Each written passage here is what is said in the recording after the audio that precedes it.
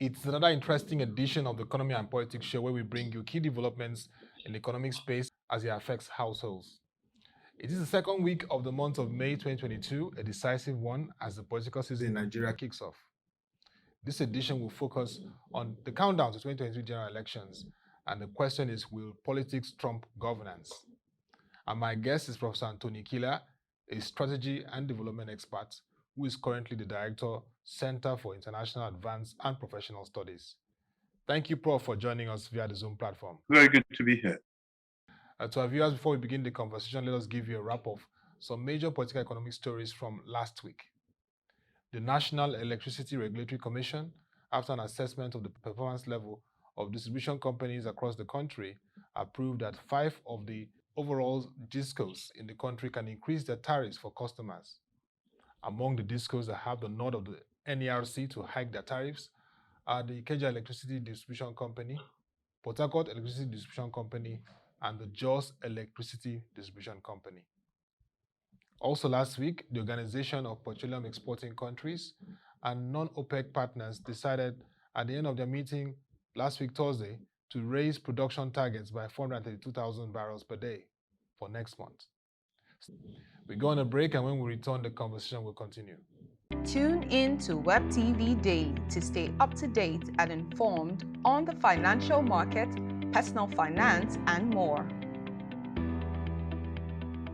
We have got you covered with all your favorite TV shows, economy and politics, market review, women's series, millennial talk, Islamic Finance Weekly, The Brief, exclusive interviews, events, and we keep you up to date on all the updates in the financial market with the market opening gong. Watch premium content. Watch Web TV. Same news, different perspective. Welcome back. If you're joining us, it's the Economy and Politics Show, and our conversation today is around the countdown to 2022 general elections. And our question is, will politics trump governance? Is the political season kicking off? So we just have to engage on this topic. And my guest is Professor Anthony Kila, a strategy and development expert who is the director also of the Center for International Advanced Professional Studies. Let me first begin with you, Prof. This current administration with the ruling party, the All Progressive Congress, there seems to be some precedents being set, which is a growing concern in the political season. Currently, we have some ministers, about 5 of them now have declared for elective positions. And under the Electoral Act, which was signed into law, the current dispensation Electoral Act, it said that those in offices, political appointees, should resign their positions before going in for elected positions, and they are not going to be part of those that will be delegates in the primary season that we are. I just want you to speak to this whole issues that we're seeing now, those who are policymakers not resigning, while at the state level we're seeing commissioners resigning their positions to contest in the primaries. Isn't this a wrong signal at this point? Well, I think the 3 different points, the 3 angles to these issues. One is of merit, the other is of method, and the other is precedent, as you say, the consequence of this kind of situation. In terms of merit, I think that the idea that politicians are not allowed to participate in politics is a strange kind of law. You see, the problem is this: when you do a law that does not meet common sense and reality, the possibility of defying that law becomes higher. That is why in law, in jurisprudence, we try to say that when you want to make a law, you must make sure that it meets common sense and understanding of people, so that there will be less reason to break it, or better still, so that those who are about to break the law will be less than who can comply with it. That law does not meet that merit point. You know, it's like saying footballers should not play football. There's going to be a problem there, especially when the game is going on. They're going to be quiet and they'll be sort of despondent in that situation.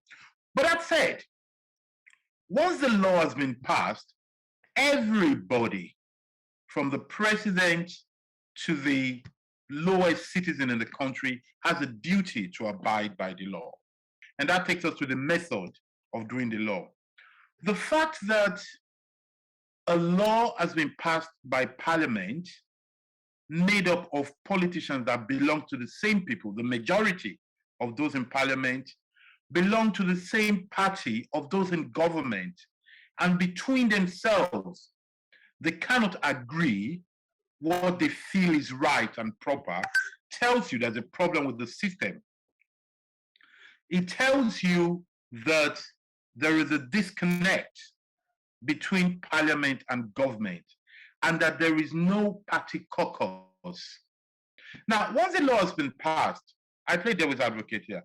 The ministers who are not resigning are counting on the fact that that law is still in court. Yes, that some people are, are appealing the judgment to say the law should not pass.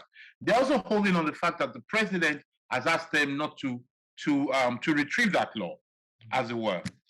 But you see, that is not good enough. That is, instead of justifying their position, and maybe it does, but for we citizens and observers, it tells us there is chaos in the land.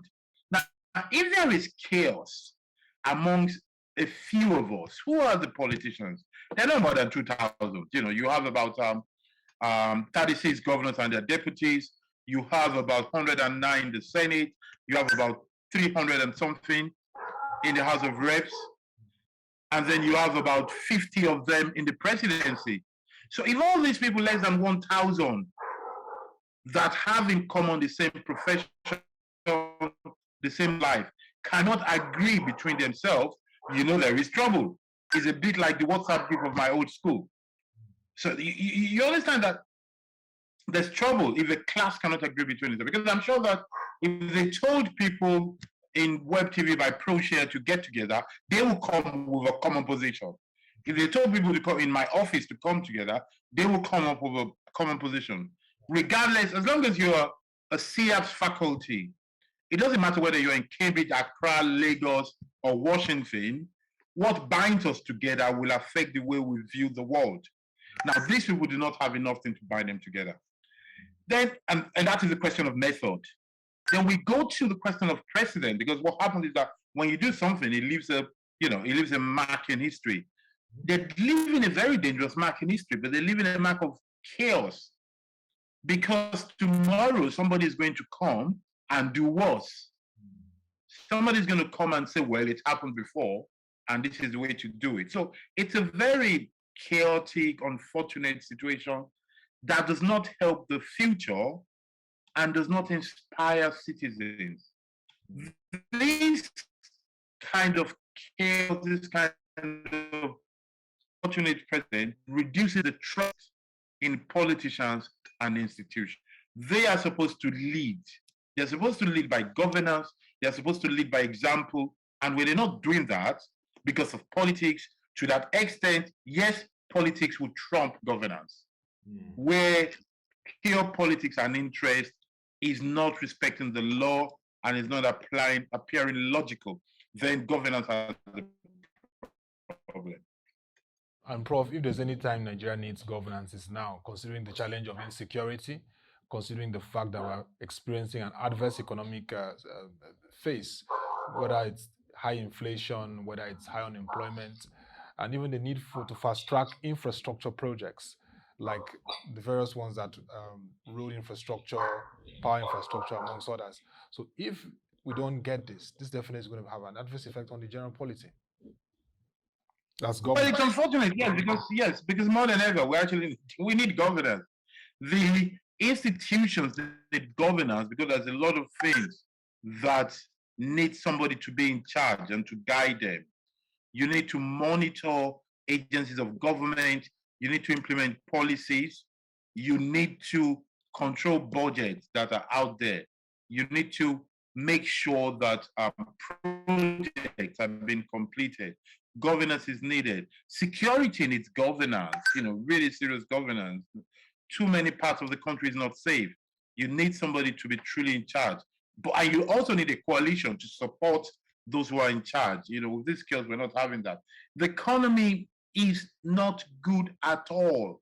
We have higher cost of living, low income, high unemployment, low production. These are terrible signs put together for an economist. And that in its governance, you need somebody, some people who wake up every day and say, how do we increase production? How do we increase employment? What can we do to help? Aviation is struggling because the cost of fuel is high every day. You just mentioned in your countdown that they've approved for electricity company to increase their tariff. You know, we're dealing with our educational system that is in real trouble. Governance is highly needed. But, you know, in democracy, you cannot do without politics. I think, so we cannot stop people from politicking. Yeah. What we can ask for is that their politics be guided by governance, that the politics should be subjected to governance, and politics should be a process, a game, an art, a craft, a skill that should be leading towards governance, preferably good governance. And that is what we can ask of our politicians. But unfortunately, we're not getting a lot of them now. I mean, the governor of the bank of the country, of the central bank, is involved in politics. There are rumors. They actually, you know, fact, you know, that he's in the middle of the whole thing. That is not, it does not speak well of the country. And you see, and this is the point. The massive participation in politics, so many people who want to be president, on one side, it tells you that they understand. Let us believe that all the contenders are all real contenders. I argue that too many of them are pretenders, not contenders. But, you know, let us take it on face value that all the people that say they want to be president actually want to be president. It shows you that they understand that the problem of the country is leadership, that they want to go there and fix it. But it also tells you that they're setting a wrong message, because it appears as if you cannot solve the problem of Nigeria until you become president, until you become elected. But that is a wrong feeling. It's a wrong idea. It's a wrong notion. When we say Nigeria has a leadership problem, it is not just political leadership. I actually we're giving too much importance, too much credit to politics. If we want governance, if we want a good country, we need to encourage diversity of ambition, of career, and of position. We need to inspire people to want to become journalists and writers, designers, carpenters, furniture makers. We need to encourage people to want to become medical doctors and scientists and educationists. And everybody in their field should aspire to become leaders. But you see, but to do this, there are three sides to that. One is the social value of it. Two is the process. Three is the economy of career appreciation. So, for example, I argue that they should make a very simple law that the Chief Justice of the Federation should earn more money than the President of the Republic of Nigeria. You know, that's a very simple law that you can simply do. You can put the Chief Justice of the Federation, the President, and the Vice Chancellor of a university on the same salary and equal benefit. So everything the President gets, let the Vice Chancellor and the Chief Justice of the Federation get it. Maybe they should get a bit more. You know why they should get a bit more? Because they got to their position solely by merit, not because somebody likes them. Yeah. It is because they worked hard and they got to it. Then maybe governors should earn the same as school principals. So it's either they reduce the amount of governors or they give more to school principals. You see, when you set the country in that way, and everybody gets equal benefit, equal allowance, everybody's prestigious, less people will be rushing towards the same thing. That means you can actually achieve a good life, fame and fortune by being a writer, by being a dentist. So we know, for example, who's the the best dentist in Nigeria, the most accomplished, so that people will be inspired to do these things. And that is how you get good governance, because that way, the teacher will teach, the trader will trade, the tailor will sew, and put together, you have a good country. At the moment, everybody's waiting for, looking up to politics, because those are the people who can afford 100 million naira nomination forms. Because that is the only circle where people talk about such amounts. Well, I mean, that's not, you've rightly said it. And for me, what I think also is that when it happens like that, people in their careers are doing well, you can have a very rich National Assembly, well represented, where people can also impact legislations that improve all sectors of the economy. And that's how we also improve governance, where the legislative arm is playing their role effectively. But let's look at legislations to ensure that policymakers do not abandon governance during the build-up to electoral cycles. You have involved in various other countries, various continents in leadership and strategy. How can this be achieved? Because it's very important at this time. The first thing we need to know is that no society, no collective, whether it's a debating club, whether it's a cooperative, whether it's a union of palm wine drinkers, let alone a country, no collective society can develop if the institutions are weak. Because left to himself, man is greedy, self-centered, and chaotic by their whim. So we have to the first thing we need to understand is the importance of an institution. We need to understand that without institution, people will oppress and suppress each other. They will cheat, they will practice nepotism. What guides us from those whims is strong institutions. That's what we need to do. The United States of America is the capital of presidential system in the world. I can assure you, and I'm sure the viewers know this, that if not for the institutions and the law, Trump would have done something crazy. Weeks before the inauguration of Joe Biden, people ask me, what do you think is going to happen? I calmly sat in the TV studio and I told people, nothing will happen. He would go because there's a system that has been built in view of the day this thing will happen. While the rest of the world was surprised, Americans were just disappointed. Those who know the American system, there's a course called American Institution, which you can study. Those who have studied American history and institution know that there's nothing to fear at all. The system has been built in view of the day somebody like this will come. At some point, and they keep updating the system. So at some point, at 12 a.m. of the night he's supposed to vacate office, his code, the electronic code, will not work again like a hotel. Because you plan these things. That is the way we need to think. You see, I think to help our country, we need a group that we do not have. I call them ANC, Association of Non-Contenders. People who are not interested in partisan politics, but just want to build the institution. That kind of group of people, that kind of assembly, will think beyond the interest of today. Because you see, everything we do in this country, in politics, and it's just not Nigeria, it's just a human thing. Politicians think of themselves. Politicians want power. So if you listen to all that discussion, it's always about defending one side or putting down one side, all for the purpose of getting powers. The difference between two politicians is that, well, what they have together, all politicians want power. That's what unites them. The difference between two politicians is that one wants the power to go left, another wants it to go right.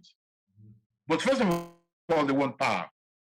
The citizens are different from politicians because citizens don't want power.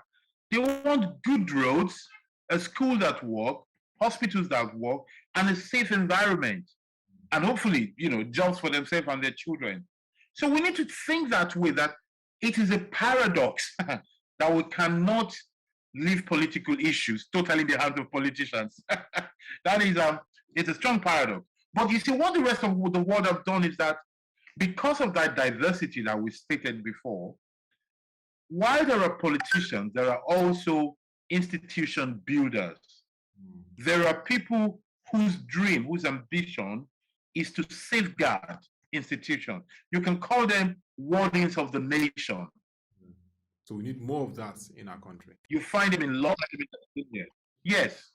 They're not interested in the fray. Some of them actually, they find the political fray beneath them. So that's the problem we have in Nigeria. Few people find politics beneath them in Nigeria. Everybody wants to be in there because the power, the money, the respect belongs just to politics. That is the problem. There are no figures that are beyond that.